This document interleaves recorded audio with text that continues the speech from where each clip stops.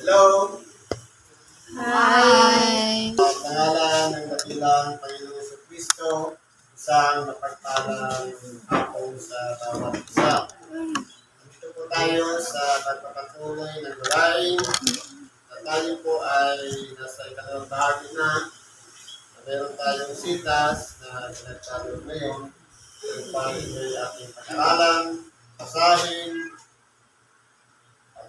ito ay ating pangunawaan, pag-nilay-nilayan, at isa'y magamit natin sa ating pang-araw-araw na pamumuhay.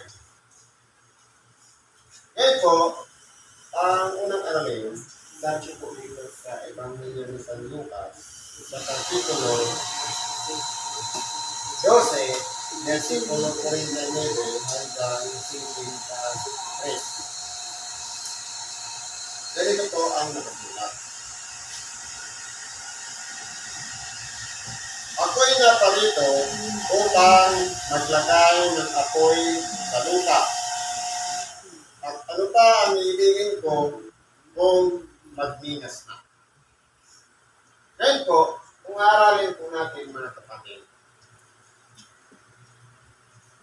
ang may sulat nito sa San Lucas.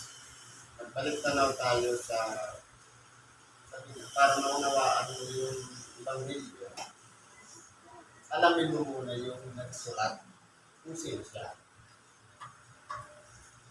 Di ba ang ating dakilang Panginoon ay pumili ng 12 alagad.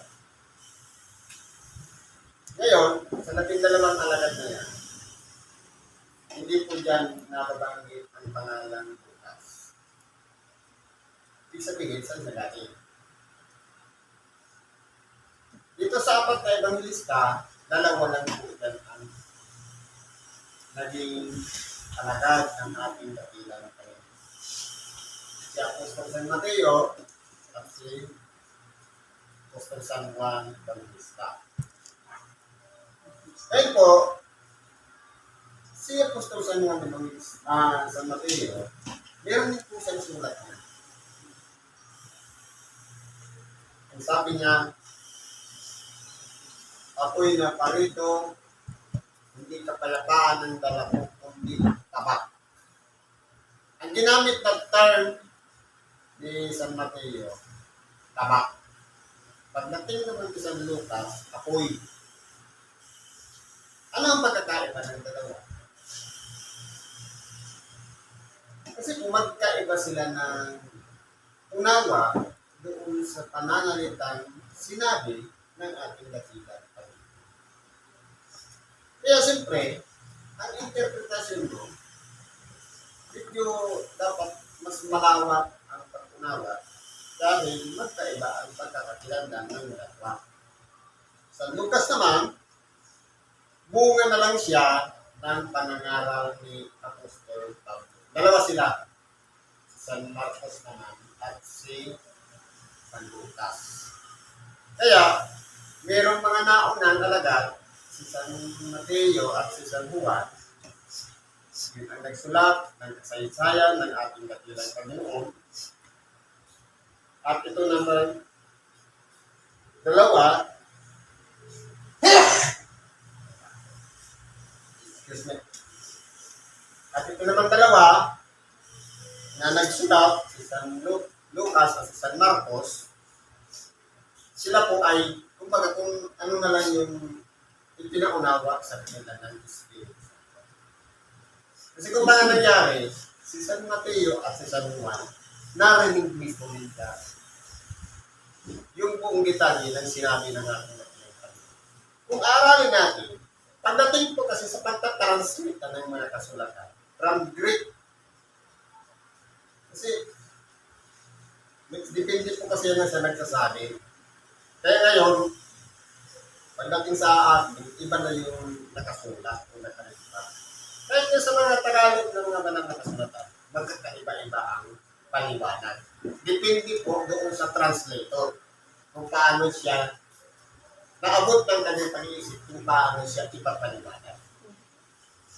Ngayon, palagay natin ang dala ng ating dakilang tabak o kaya apoy.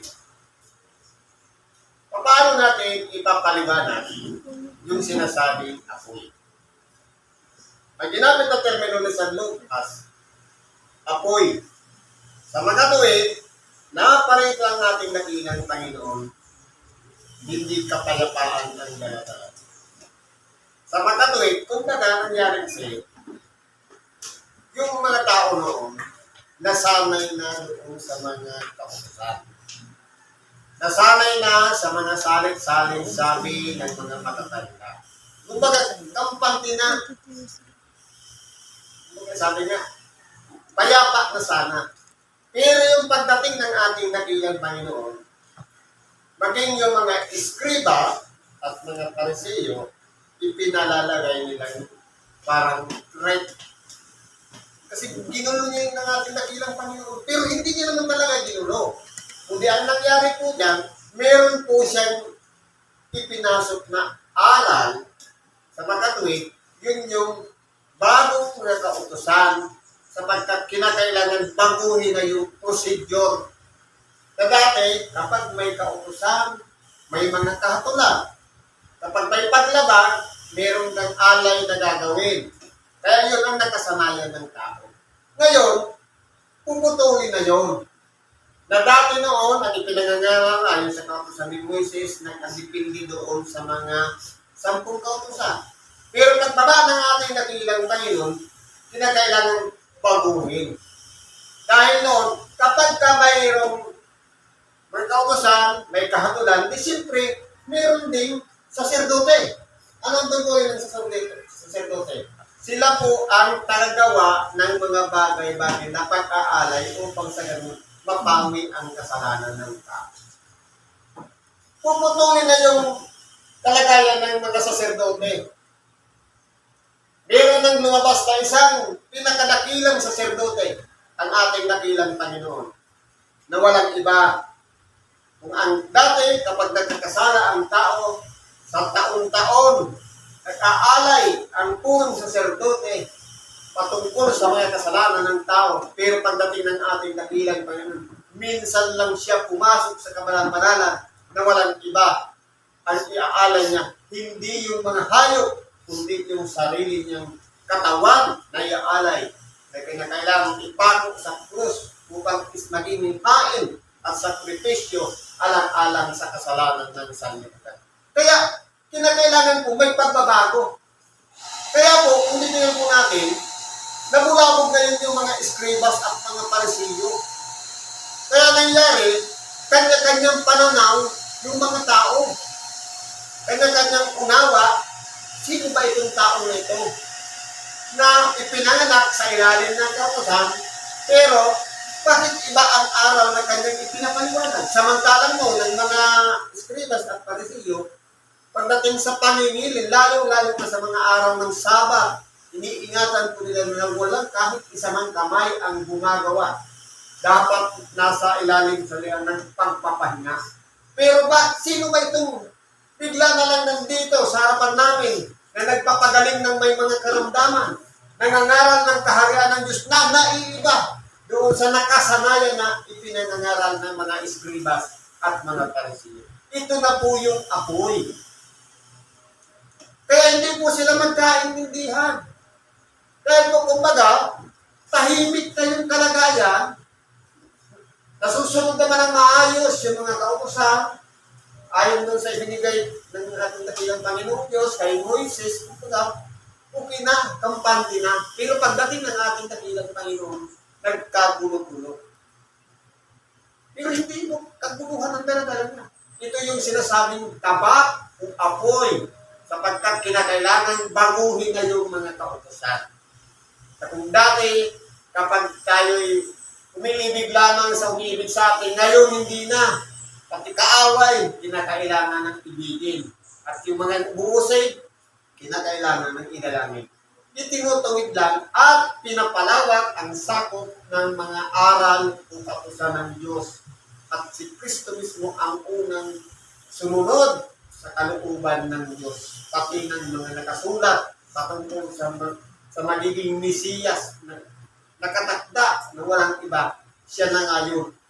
Kaya po, kung titingnan po natin, nagkaroon ng apoy para sa mga Israelita o sa mga Hudyo na ang araw na ipinasok ng ating dakilang Panginoon naiiba sa mga araw na kanilang nakasanayan na. Kaya ito po yung sinasabing apoy para sa kanila.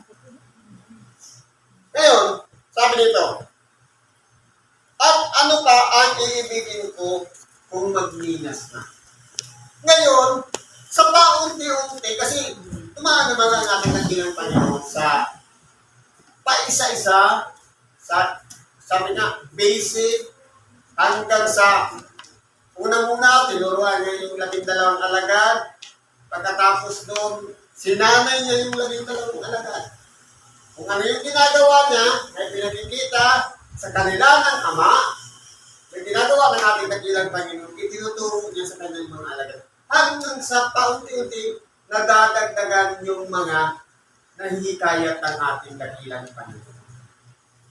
Kaya nang sabi dito, datapwat ako'y may isang bautismo upang ibautismo sa akin at gaano ang aking kagipitan hanggang sa ito'y maganap.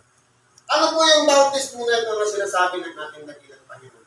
Walang iba yung pagdihirap, yung sakripisyo, yung dadanasin niya.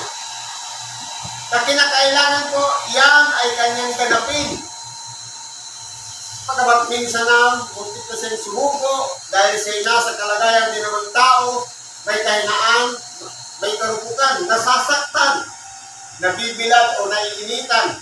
Pero kinakailangan niyang gawin. Alang-alang sa pag-ibig ng Diyos sa bawat isa sa atin. Kaya siya sinubo. At alang-alang din sa pag-ibig ng ating dakilang Panginoon sa atin, handa niyang ibigay ang kanyang sarili na pinakahain o alay patungkol sa mga kasalanan.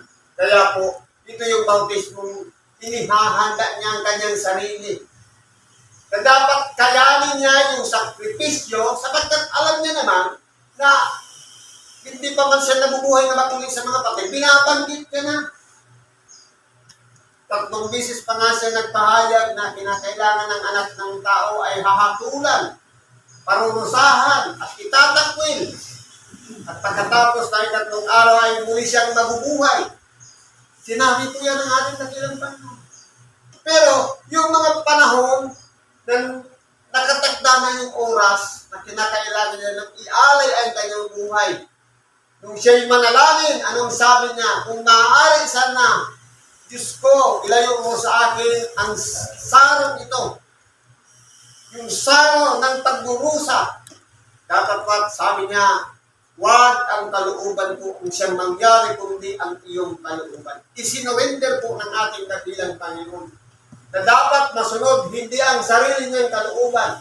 Na kung pwede sa nang takasan niya, hindi niya gawin ang itinakda ng Ama na ialay ang kanyang buhay. Pero kinakailangan masunod yun.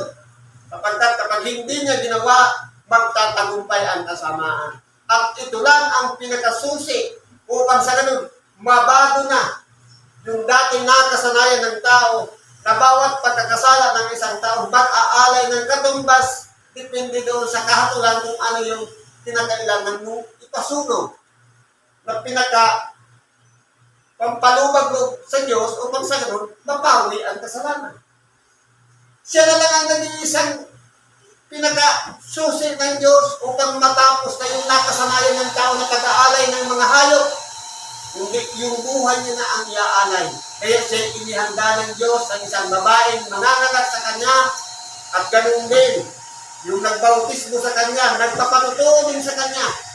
Kung maaalala natin, kahit si Juan Bautista hindi niya kilala, pero alam niya na meron pang mas mataas para sa kanya na kinakailangan. Sabi niya, meron taong nasa hulihan ko na kahit ako man ay hindi karapat magdala ng kanyang panjapa. Hindi niya nakilala, pero pinatutuhanan siya ng 3 persona. Yung Ama, yung Anak mismo, na nasa harapan niya, ganoon din ang Espiritu Santo. Bakit po? Kasi nung makita niya ang ating dakilang Panginoon, anong nasaksihan ngayon ni Juan Bautista, yung nasa hulihan niya, nasa harapan niya na.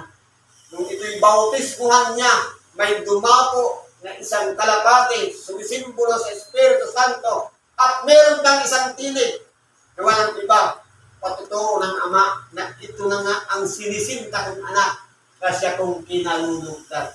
Eh kung titinago natin, marami po ang nagpapatotoo sa ating dakilang Panginoon. Hindi pa nga siya sinisilang, marami na ang nagsipagsulat ng mga propeta patungkol sa Kanya. Na nagsipanghula na ng kanyang ng mga bagay-bagay na dapat kang danasin kapag nandito na siya bumaba na sa ibabaw ng lupa. Ganyan po, makapangyarihan ng Diyos. Merong mga propeta na sinusubo na kinakailangan muna unang magsabi. Dapat kapag, sabi nga, kapag ang hula ng isang propeta ay hindi mangyari, yan ay kahambugan. Pero maraming propeta nagpatotoo at nangyari nga ang lahat ng kanilang inihula sa ating dakilang Panginoon. Sila po'y pinagtatabuyan ng mga tao at ayaw tanggapin ang aral ng ating dakilang Panginoon. Kaya ang nangyari, parang naging balakid patuloy para sa kanila ang ating dakilang Panginoon Hesus Kristo. Kaya po, yung bautismo na yan, sabi niya, gaano ang aking kabititan. Totoo po, na halos na yung 12 alagad na kanyang pinili, pagdating na doon sa kabititan, nung siya'y hinuli na, kahit yung pinakauna niyang alagad, na nagsasabi nga na yun ang una niyang tinawag, si Simon Pedro, tumakas din. Anong nangyari nung nasa kahirapan ng ating dakilang Panginoon? 3 beses dyan itinatwa ang ating dakilang Panginoong Hesus Kristo. Ganyan po ang kahinaan ng tao. Pero sa ating dakilang Panginoon, hinarap niya po ng buo. Ang bautismong nakatagda para sa Kanya na walang iba ang pagdurusa na kinakailangan niyang ganasin alang-alang lamang sa pag-ibig niya sa bawat isa sa atin. Sayo po dito, tuloy natin. Inaakala ba ninyo na ako'y naparito upang magbigay ng kapayapaan sa lupa? Sinasabi ko sa inyo, kundi bagkos pagkakabaha-bahagi. Totoo po. Kahit man ngayon, hindi na, alam ba naman ang ating dakilan tayong umakyat na sa langit?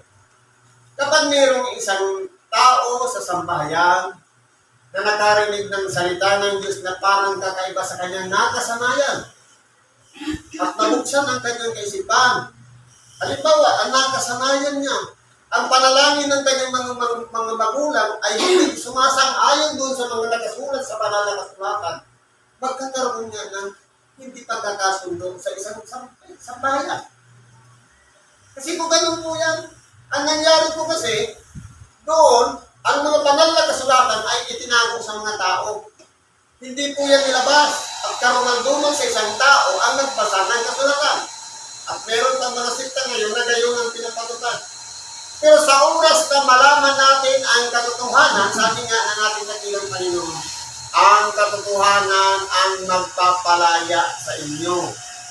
Ngayon, halimbawa, nakasanayan ko, hindi naman nagsisimba, nakaugalian lang, mana sa magulang, pinasa sa anak, pinasa na naman doon sa isang anak hanggang sa sunod-sunod na henerasyon. Tapos doon tayo sinilang, yun ang nakasanayan natin. Halimbawa, yung mga posisyon, yung mga Santa Cruzan, at kung ano-ano pang mga pinaggagawa.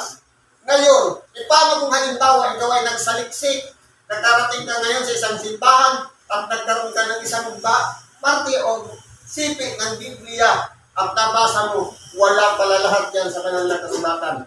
Ang mangyayari niyan, ito na yung apoy na pumasok sa isang sambahayan na yung palang pinaniniwalaan ng ating mga magulang pagdating sa banal na kasulatan, hindi pala sumasang-ayon sa katotohanan.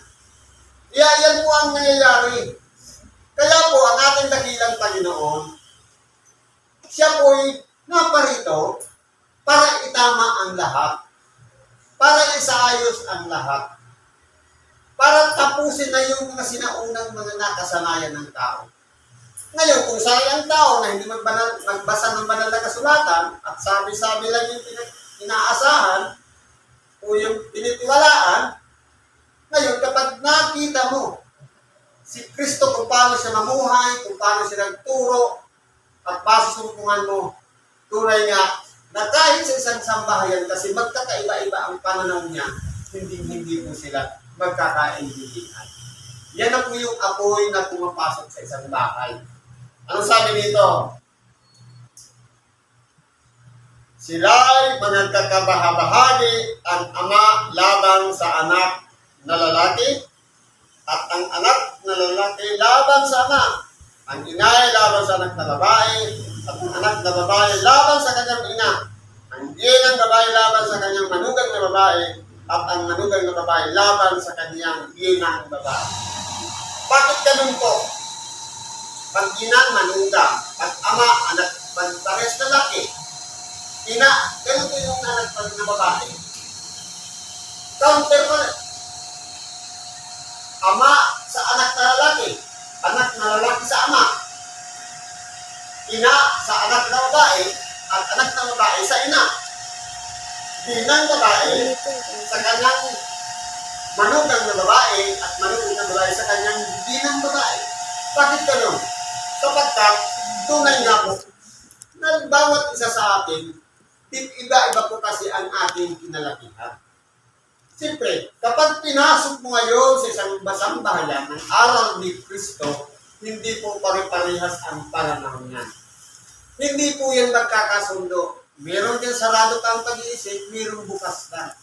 Merong nauunawaan niya na, merong hindi pa. Kaya, siyempre, magsasalungan talaga yan at hindi sila magkakasundo kapag ipinasok natin ang salita ng Diyos sa loob ng bahay. Kaya ang salita ng Diyos, ito yung tapat. Ang salita ng Diyos, ito yung apoy na daladala ng ating dakilang Panginoon na sa oras na pumasok sa isang tahanan, lalong-lalo na kung nabuksan ng iyong kaisipan at kung mayroong kadaling banal na kasulatan, kapag iyong pinangangaral hindi baga, tumututoy yung magulang. E paano kung ang naging pananaw ng magulang, hindi ba lasinggo ka naman dati ngayon, pabangal-bangal ka na ngayon? Hindi ba kaya hindi sila magkasundo? Ganun po kasi ang pamantayan ng tao. Ang tao, kung ikaw ay lasinggo at nagsisi ka, nagbalik noob ka na, nagbago ka na, lasinggo pa rin ang tingin sa'yo. Kung ikaw ay mamamatay tao, nagsisi ka na, nagbago ka na, mamamatay tao pa rin ang tingin ng tao. Kahit na bilanggo ka na, nagsakripisyo ka na doon ng matagal na panahon, paglabas mo, ex-convict pa rin ang tawag. Pero sa Diyos, hindi po tinitingnan yan yung previous life ng tao, kundi kung ano ka ngayon.